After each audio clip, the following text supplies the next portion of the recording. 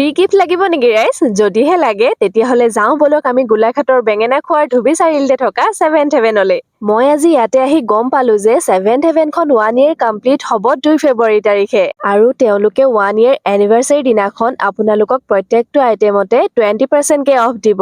আৰু যিসকল তেওঁলোকৰ ৰেগুলাৰ কাষ্টমাৰ তেওঁলোকক হেনো খুব ধুনীয়া ধুনীয়া গিফ্ট দিব।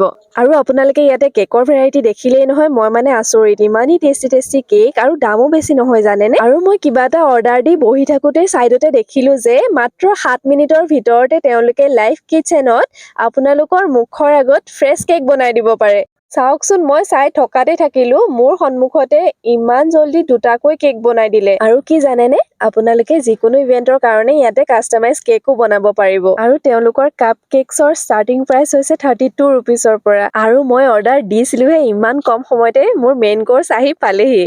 আৰু ইমান টেষ্টি খানা মুখৰ আগত লৈ কোনোবা ৰৈ থাকিব পাৰিবনে? মই পিছে খাওঁ দেই। চীজ পিজ্জাটো যে ইমান বেছি টেষ্টি আছিলে, প্ৰত্যেকটো আইটেমে বহুত বেছি টেষ্টি। আপোনালোকে বাৰু 2 ফেব্ৰুৱাৰীত আহিবনে? মই কিন্তু আহিম দেই। যদি আহে লগ পাম, তেতিয়াহ'লে একেলগে আমি একেবাৰে 20% অফত ধুনীয়াকৈ খাই যাম দেই। আজিলৈ আহিছোঁ, বাই।